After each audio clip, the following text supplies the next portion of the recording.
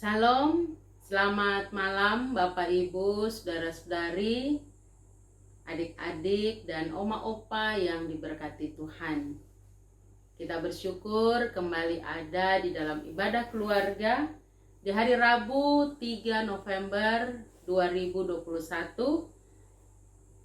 Pembacaan Alkitab yang telah kita baca masing-masing di tengah-tengah keluarga yang terambil dari kitab Wahyu pasal 2 ayat 24 hingga 29 dengan tema atas prakarsa Tuhan.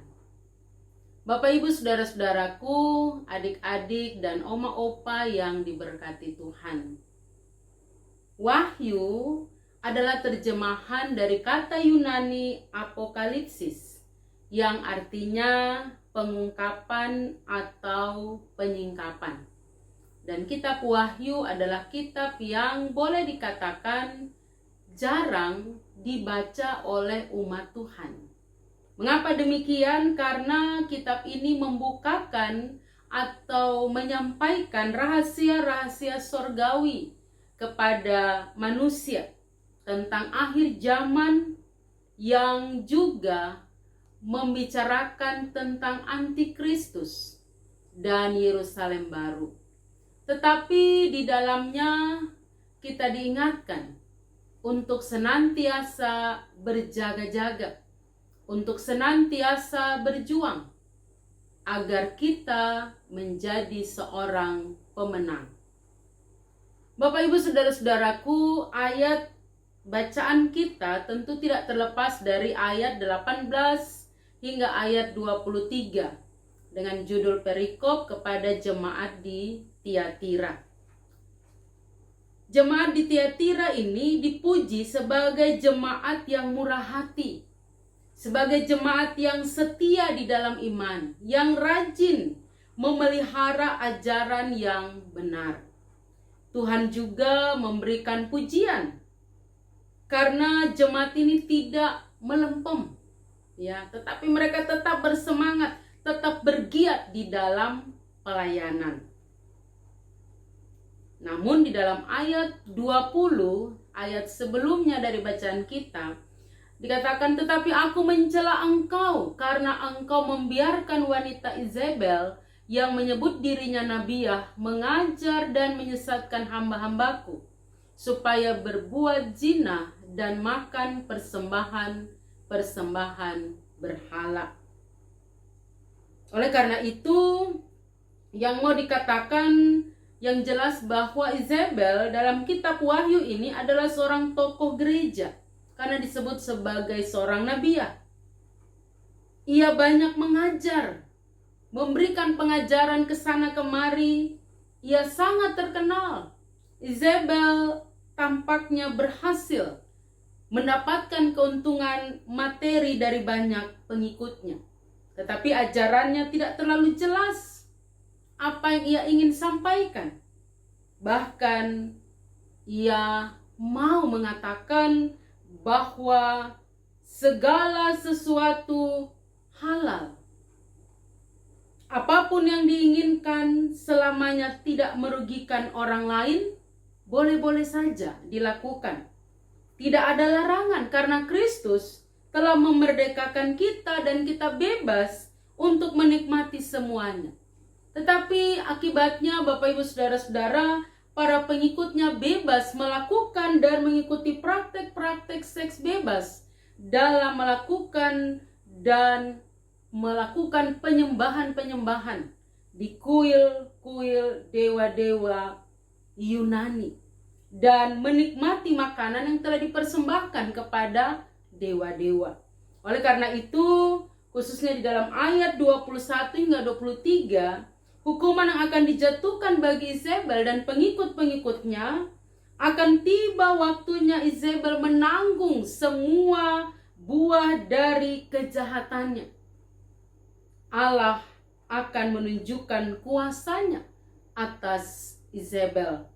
Sehingga di dalam ayat 24 dan 25 ada ajakan atau seruan kepada jemaat yang tetap setia dan berpegang teguh pada Kristus yang diberikan pujian pada ayat 24 dan 25.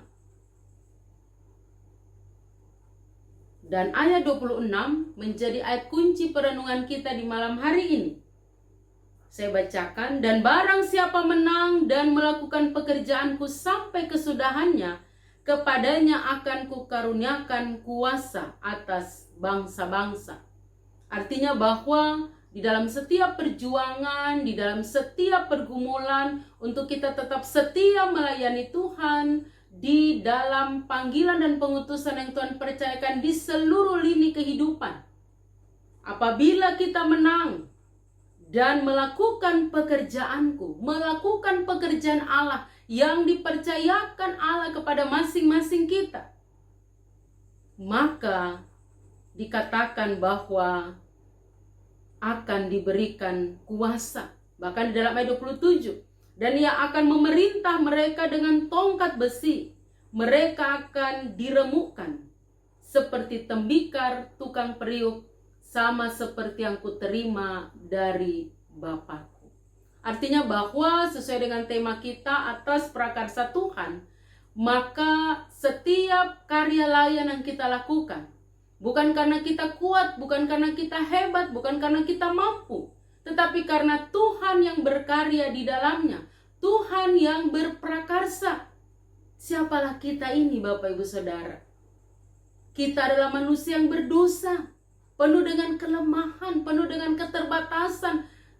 Kita sesungguhnya tidak layak mengerjakan pekerjaan Tuhan, tetapi Ia melayakkan kita untuk ambil bagian di dalamnya. Maka lakukanlah semuanya itu dengan penuh sukacita, dengan penuh kesetiaan di tengah-tengah berbagai ritme kehidupan yang kita jalani.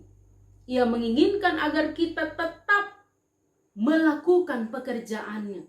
Ia inginkan agar kita menjadi seorang pemenang di setiap pertandingan-pertandingan iman. Siapa yang kuat?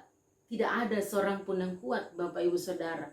Tetapi kita dikuatkan oleh kuasa Allah yang akan menjadikan kita menjadi seorang pemenang. Dan itu adalah prakarsa daripada Tuhan. Tuhan sungguh memahami, Tuhan sungguh mengenal siapa kita sesungguhnya. Sehingga Ia mengambil prakarsa, Ia mengambil inisiatif untuk memampukan kita mengerjakan pekerjaannya. Hingga sampai hari ini, jika Tuhan masih mempercayakan kita untuk melayaninya di setiap bidang kehidupan kita, maka lakukanlah itu dengan penuh kesetiaan, dengan penuh sukacita, dengan penuh tanggung jawab. Bahkan di dalam ayat 28 dikatakan, dan kepadanya akan kukaruniakan bintang timur. Mereka yang setia kepada Kristus diberi janji yang luar biasa. Janji yang pasti digenapi oleh Tuhan. Yang pertama tadi bahwa dikaruniai kuasa atas bangsa-bangsa. Dan yang kedua, janji mengenai bintang timur atau bintang pagi. Bintang pagi yang cemerlang atau bintang timur yang gilang gemilang. Dalam Wahyu pasal 22 ayat 16. Janji mengenai bintang pagi adalah janji mengenai Yesus Kristus itu sendiri.